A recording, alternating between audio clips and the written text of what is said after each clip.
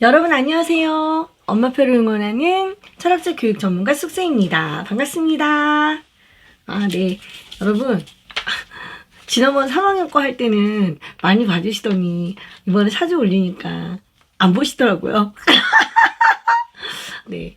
오늘은 예고해드린 대로 4학년 수학에 대한 이야기들 하도록 하겠습니다. 4학년 수학을 아이들이 어렵게 생각하는 이유 4가지. 네. 4학년 아이들뿐만 아니라 그냥 그 기억이 있어요. 4학년 되게 어려워. 이런 느낌을 주는 이유가 있어요. 네. 그 이유 4가지에 대해서 한번 살펴볼게요. 일단 첫 번째는 일반화에 대한 거예요. 일반화라고 하는 건 이런 거죠. 잠자리 1마리가 날개가 4개, 잠자리 2마리가 날개가 8개, 잠자리 3마리가 날개가 12개. 이걸 일일이 다 하지 않고 하나의 식으로 표현하는 거예요. 그래서 y는 4x, y는 잠자리 날개를 얘기하고 x는 잠자리 개수를 얘기하죠. 그러면 걔네들 사이에 4배의 관계가 있다는 얘기죠. 그러면 우리는 잠자리 한 80마리의 날개의 개수도 이 일반화된 식을 이용해서 그 계산을 할 수가 있어요. 이런 게 바로 이제 수학의 장점이거든요. 그런 현상들이 곳곳에 나타납니다. 예를 들어서 교과서 쪽수에 보면 몇 쪽이냐면 18쪽이에요. 18쪽에 보면은 수는 1의 자리서부터 4자리씩 나누어서 만억 조를 이용하면 쉽게 읽을 수 있다는 걸 알았어. 얘가 이렇게 말해요. 이 얘기는 무슨 얘기냐면 1, 10, 100, 1000과 같은 구조를 만, 10만, 100만, 1000만, 억, 10억, 100억, 1000억, 조, 10조, 100조, 1000조. 첫 번째 단위가 만, 억, 조로 바뀌어도 그 구조를 그대로 가져. 라는 것을 일반화해서 기억하는 거죠. 네. 그러다 보니까 공식화된 현상들이 나타나는 거예요. 공식화된 현상들. 전혀 내가 공식을 만들려고 한 건 아닌데 찾다 보니까 그런 규칙적인 것들을 발견하게 되는. 그리고 그 규칙에 의해서 좀 더 넓은, 좀 더 큰 수까지도 우리가 확장해 나갈 수 있는 그런 것들이 가능해지는 거죠. 이런 식의 일반화 그리고 유추의 과정들이 곳곳에 나타납니다. 곳곳에. 네. 예를 들어 또 이런 것도 있어요. 여러분이 4학년에 배우는 대각선. 대각선도 보면 삼각형에선 대각선을 그을 수가 없고 사각형에서 대각선 하나를 그었어. 그럼 오각형을 그려놓고 대각선 2개를 그어봐. 꼭지점 하나에서. 그럼 다른 꼭지점에서 대각선 그어봐. 다른 꼭지점에서 대각선 그어봐. 그럼 대각선은 총수가 몇 개지? 하고 구하는 거. 그래서 오각형 그려봐, 육각형 그려봐, 칠각형 그려봐 이렇게 몇 개 해보면 규칙이 나오죠. 이런 규칙이 있으니까 아마도 12각형은 이렇게 될 거야 라고 유추하게 만드는 거. 이것을 일반화 과정이라고 얘기하는 겁니다. 이런 것들이 아주 눈에 띄게 나타나기 때문에 나도 모르게 공식을 만들어내게 된다. 그 다음 두 번째의 특징은 2단계 이상 결합되는 개념들이 되게 많이 나타납니다. 네. 이게 되게 중요한 거예요. 왜냐하면 그 전까지는, 이제 3학년까지는 개념이 섞이는 것들은 대부분 문제집이나 아니면 탐구수학이라던가 좀 일반 교과서 개념을 설명할 때는 사실 그런 게 거의 나오지 않았어요. 거의 나오지 않았다는 얘기는 배운 것도 사실 별로 없거니와 그 배운 걸 바탕으로 그것만 알면 된다 라는 쪽으로 맞춰져 있었다면 이제 4학년 애들은 그동안 3년간 배운 개념이 있잖아요. 그리고 네가 이런 개념을 확장을 하려면 생각을 이런 식으로 좀 바꿀 수 있어야 돼 라는 예행 연습을 하는 거예요. 교과서를 보자면 80쪽, 81쪽, 151쪽 이런 쪽들이 예가 될 수 있어요. 리본 하나를 만드는데 끈이 75cm 필요합니다. 그런데 리본 하나를 만드는데 끈이 75cm가 필요하대. 기준이죠. 그런데 끈 875개로 그럼 리본을 몇 개 만들 수 있니? 만 물어보는 게 아니라 그렇고 남은 끈은 길이가 얼마니? 라고 이제 문제가 길어지는 거예요. 이런 류의 문제들은 원래 문제집만 있었거든요. 근데 이게 교과서에 그것도 익힌 문제도 아니고 그냥 그런 문제에 나오기 시작을 하는 거죠. 151쪽이면 교과서 제일 뒤쪽이거든요. 여기 보면 이런 문제들이 있어요. 여기는 서울에서 뉴욕까지 3시간 만에 가는 비행기를 개발하고 있어요. 서울에서 뉴욕까지 3시간 만에 가는 비행기를 개발하고 있는데 이 비행기는 소리가 전달되는 빠르기보다 3배 빠르게 운항할 수 있어요. 소리보다 3배 빠르대. 얘가 속도가. 그런데 소리가 1초에 340m를 간대요. 그럼 이 비행기는 1시간에 몇 킬로미터를 갈까요? 이 얘기예요. 만약에 3초에 몇 킬로미터를 갈까요? 그러면 애들이 간단하게 곱하기로 해결하겠죠. 근데 얘는 단위가 달라요. 1초에 340m를 가는데 1시간에 몇 킬로미터를 가니? 단위가 다 바뀌었죠. 초, 미터였는데 시간, 킬로미터 이런 식으로. 그럼 이런 문제 같은 경우는 한 방에 문제를 해결할 수가 없어요. 한 번 계산해서 답이 나오는 게 아니란 말이지. 단위를 한번 바꿔줘야 되고 그 단위를 바꾼 것도 단위를 바꾼 거지만 시간과 거리상의 관계를 이용해서 거리를 또 계산해야 됩니다. 이런 복잡한 류의 문제들이 곳곳에 포진되어 있어요. 곳곳에 포진되어 있습니다. 그게 곱셈, 나눗셈 단원이나 규칙 찾기 단원에만 나오는 게 아니라 다각형에도 다. 그러다 보니까 애들이 어떠냐면 어려워. 문제집 푸는 것 같아. 그런 느낌을 받는 거죠. 그리고 하나의 문제를 설명하는데 시간이 굉장히 오래 걸리기 시작을 하는 거예요. 이렇게 하다 보니까. 세 번째 문제는 확장이에요. 초등학교 4학년 교과서에서 나오는 개념은 새롭게 더하기 빼기 곱하기 나누기를 배우는 게 아니에요. 이미 더하기 빼기 곱하기 나누기는 언제 다 했다고? 3학년 때까지 다 배웠어요. 그전에는 다른 자연수 세계에서 다루었던 것들을 이제는 분수나 소수로 확장을 해야 돼요. 그런데 확장을 한다는 건 무슨 얘기냐면 새로운 개념을 알려준다는 게 아니라 네가 기존에 알고 있던 거 있지? 거기 위에다 뭔가를 더 얻는 거예요. 그게 확장이야. 또는 내가 너 기존에 알고 있던 거 있지? 걔를 통로를 좀 넓혀봐. 이런 게 이제 확장입니다, 여러분. 그리고 같은 원리를 다른 그 수의 체계 위에다 올리는 거예요. 그렇다면 얘네들이 전에는 자연수의 세계에서 너무나 자연스럽게 다루었던 것들, 그것들의 개념이 부족할 경우에 분수나 소수로 옮겨갔을 때 갑자기 바닥이 흔들리는 거죠. 얹을 수가 없는 거야. 그런 문제가 생깁니다. 교과서를 이제 보여드리면 교과서 19쪽 4학년 2학기 19쪽인데요. 얘 같은 경우는 이렇게 됩니다.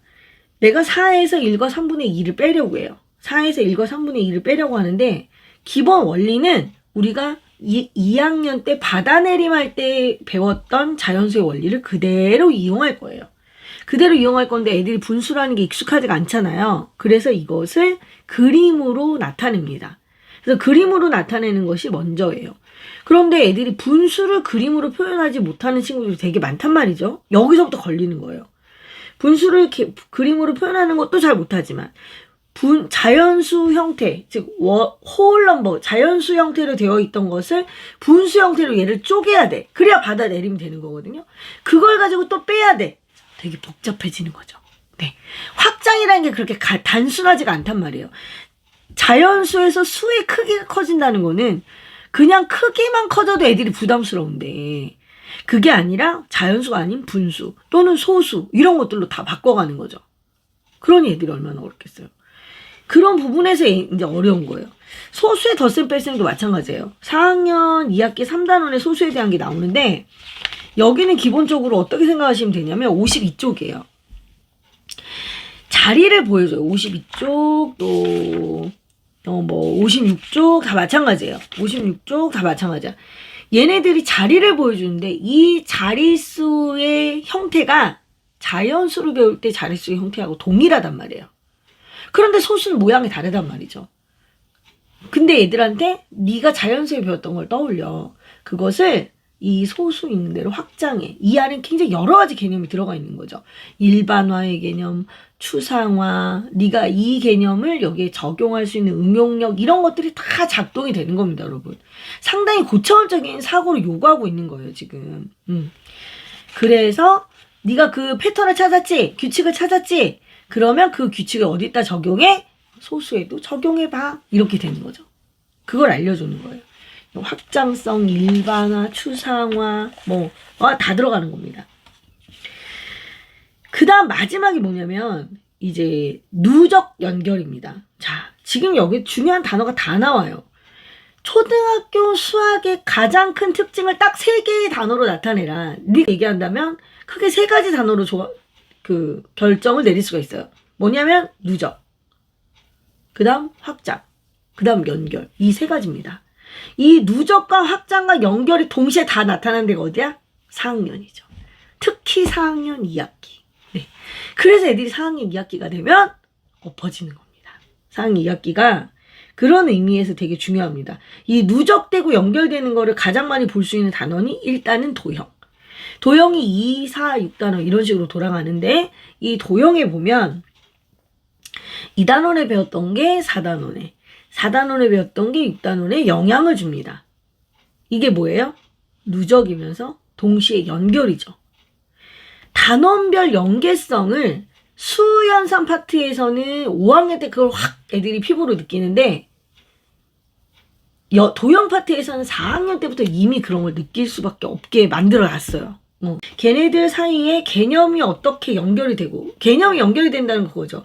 앞단원에 배웠던 게 뒷단원으로 연결되고, 뒷단원에 배웠던 게 그 다음으로 연결돼서 이것들이 전부 다 종합적으로 드러나는 거예요. 그게 누적이죠. 그렇게.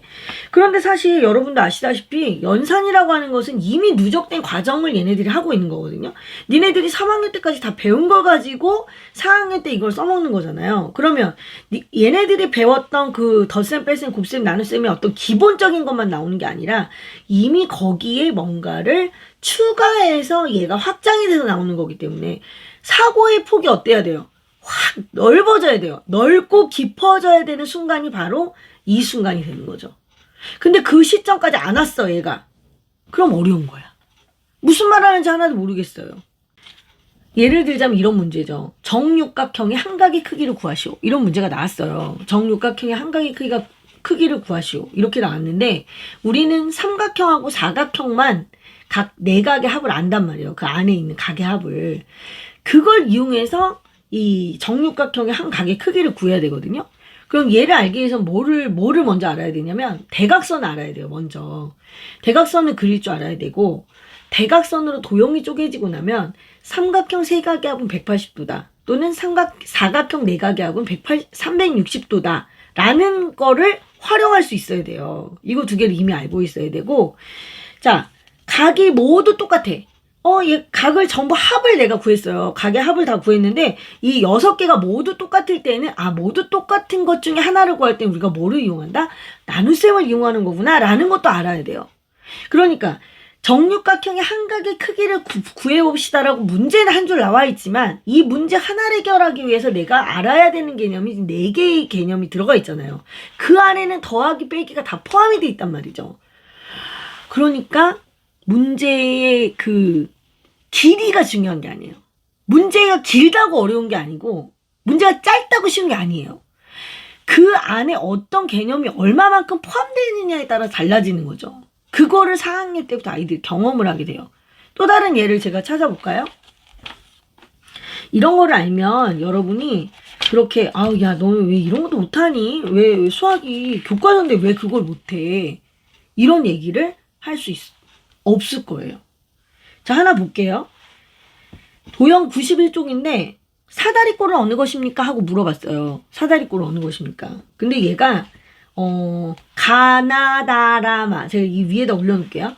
가나다라마 5개의 도형이 있는데 가는 이렇게 생겼어. 마른 모양. 나는 정사각형 형태고, 다는 이렇게 평행사변형 형태고, 그 다음 라는 사다리꼴 형태고, 마는 직사각형 형태예요. 우리가 얘네들의 전형적인 형태의 이름을 다 알고 있어요. 하지만 사다리꼴은 어느 것입니까? 그럼 답이 하나가 아니에요. 가나다라마 이 5개가 전부 다 답이 된단 말이에요. 왜? 사다리꼴의 정의는 한 쌍이라도 평행한 선분이 있으면 걔는 사다리꼴이야. 한 쌍이라도 평행한 선분이 있는 사각형. 이게 사다리꼴의 정의란 말이에요. 그럼 그렇게 따지면 평행사변도 한 쌍 평행하죠. 사다리꼴도 한 쌍 평행하죠. 정사각형도 한 쌍이 평행하죠. 직사각형도 한 쌍이 평행하죠. 마름모 역시 한 쌍이 평행하기 때문에 모든 사각형, 그 5개의 사각형을 보고 전부 다 너는 사다리꼴이야 라고 얘기할 수 있대. 이런 게 안 헷갈리겠어요? 네. 이런 용어의 모양, 내가 여지껏은 내 눈으로 확인한 거 보고 얘는 사다리꼴이야, 얘는 평행사변형에 있었는데 네 눈으로 보는 걸 다 믿으면 안 되라고 얘기하는 거예요. 정의에 따라서 움직여. 네 눈으로 본 걸 보고 얘가 모양이 정사각형이니까 정사각형이야가 아닌 거야. 아이들이 느끼기에는 이 말이 저 말 같고 저 말이 이거 같고, 아니 언제는 이랬다가 전주 저랬다가 막 이런 생각을 할 수가 있다는 거죠. 되게 쉽게 하는 친구들은 또 쉽게 할 수 있겠죠. 그러나 일반적인 친구들은 그래서 4학년 수학을 어렵게 생각하는 거예요. 이 네 가지 특징. 제가 아까 뭐뭐 얘기했죠? 일반화를 통한 유추. 그죠? 유추, 일반화. 그 다음 두 번째가 두 단계 이상 개념이 결합되어 있는 거. 그 다음에 세 번째가 확장. 자연수에서 배웠던 거를 분수나 소수로 개념이 확장되는 거. 그 다음 네 번째가 누적 연결. 누적 연결이라는 게 도형에서 그런 것들이 굉장히 더 많이 나타나고, 더 용어의 그 어떤 민감성, 모양의 어떤 직관적인 그 모양으로 보는 것이 아니라 걔네들 사이의 어떤 관계를 좀 더 정의에 입각하여 따져보게 하는 것들. 이런 것들이 이제 4학년 단원의 줄기차게 반복이 됩니다. 그래서 여러분이 4학년 때 가서 아우 수학이 어려워 이런 말 하지 마시고 3학년 때부터 개념을 차곡차곡 쌓아두는 습관을 들이셔야 돼요. 그리고 이렇게 제가 3학년을 되게 강조하잖아요. 왜냐하면 도형이 본격적으로 개념이 시작되는 게 3학년이고 이걸 가지고 4학년 때 확장을 하기 때문에 3학년 도형부터 제대로 하시면 되고, 수연 3파트는 어디부터? 1학년부터 개념이 나와요. 1학년부터. 1, 2, 3학년, 3년 동안 배운 개념을 4학년 때부터 확장하는 거기 때문에 얘를 정확히 하셔야 되는 거예요. 그리고 4학년 때는 패턴, 즉 규칙성을 엄청 중요하게 따집니다. 그게 돼야 일반화가 되기 때문에 그런 거예요. 그게 돼야 공식을 만들어낼 수 있기 때문에 그런 거고, 그게 돼야 모든 자연 세상에 내가 모든 것을 다 알지 못하더라도 몇 개 해보면 어머 얘네들 사이에 이런 규칙이 있구나라는 것을 끌어낼 수 있기 때문인 거예요. 아이들이 이제 4학년 정도 되면은 이제 애들이 책을 읽어도 소설류의 책, 800 때 책을 읽으면 동화책이라는 건 이런 구조구나. 400 때 책을 읽었어. 정보성 책은 이런 구조구나라는 걸 어렴풋하게 알게 됩니다. 그리고 그런 글들을 쓰라고 이제 훈련을 받게 되는 거고, 이런 것들이 가능해야 우리가 조금 더 고차원적인 내용의 지식을 공부할 수가 있게 되는 거죠. 4학년은 그런 식으로 중학년이 마무리가 되는 거예요. 그러니까 3학년하고는 조금 다루는 것들이 차원이 달라지는 거죠. 그죠? 그걸 바탕으로 거기에서 확장. 이게 쉽지가 않은 거예요. 3학년은 바탕을 다지고 4학년에 이걸 가지고 점프를 딱 해야 되는 거니까. 여러분이 그것만 잘 해주시면 그 위에 쌓여질 그 5학년의 개념도 어렵지 않게 하실 수가 있습니다. 네. 오늘 제가 이제 말씀드리는 정도는 이 정도예요. 이 정도고, 이제 오늘 다들 수고하셨고, 제가 중언부언한 부분도 있습니다. 왜냐하면 어떤 한 가지 일반화라던가 추상화라던가 이런 것들이 걔 혼자 단독으로 딱 나오는 게 아니에요. 그 일반화나 추상화 과정을 걷기 위해서 수많은 작용들이 일어날 거 아니에요. 이거 굉장히 논리적이면서 그 차원 높은 사고력이 담기기 때문에. 그렇기 때문에 제가 막 이 얘기했다 저 얘기했다 이런 느낌이 없잖아 있으시겠지만 한번 곰곰이 잘 들어보시고 실제로 교과서를 한번 봐보세요. 그래서 얘가 지금 소수의 어떤 관계를 잘 모르는 거는 자연수 사이의 관계하고 얘들 사이의 관계가 비슷하다는 거를 인식하지 못해서구나. 유추 능력이 떨어지는 거죠. 그러면 실제로 4학년이지만 3학년 때 했던 그 유사한 관계, 자리 사이의 관계를 보여주면서 이게 이거랑 비슷한 거야 라고 근거를 보여주는 편이 훨씬 빠르실 거라는 거죠. 그냥 지금 4학년 때 했던 거를 막 얘기하면서 계속 이거 알아듣겠니? 라고 하는 것보다 과거의 것을 끄집어내서 걔가 그 위에 얹어줄 수 있게. 잔소리가 길어지기 전에 여기서 마무리하도록 하겠습니다. 네. 다음 시간에는 제가 이제 무슨 얘기를 할 거냐면, 요즘 제가 이제 다시 읽고 있는 책 중에 초등수학 책을 다시 읽고 있어요. 이 책이 1, 2부는 굉장히 번역이 잘 돼 있는데, 3부는 번역이 엉망진창이에요. 나 진짜.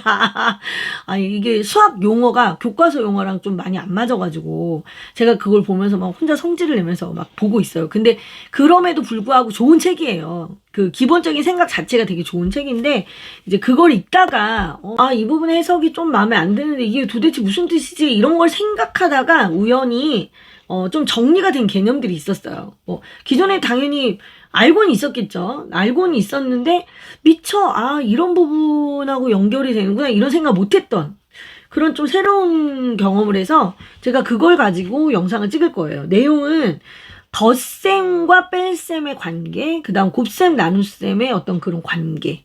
그걸 가지고 제가 이제 얘기를 해보려고 해요. 이거는 어떻게 보면은 수, 연, 산 파트에서는 엄청 핵심적인 개념이기 때문에 다음 영상은 좀 기대하셔도 좋을 것 같아요. 네. 오늘 여기까지고, 그리고 제 그 영상에 어떤 분들이 댓글을 달아주셨더라고요. 뭐냐면 이제 꿈키수에서 하는 제 그 교과서 수업 1, 2학년, 3, 4학년, 5, 6학년 이거 교과서 정리하는 거 그거 그 신청 폼이 어디부터 있냐. 그래서 확인해 봤더니 진짜 그 없더라고요. 그래서 제가 그거를 급히 좀 만들어 달라고 말씀드렸어요. 그래서 블로그 글을 정리를 해서 나중에 링크를 걸어 드릴게요. 요 영상 하단에 제가 설명란에다가 링크를 걸어 드리도록 하겠습니다. 네.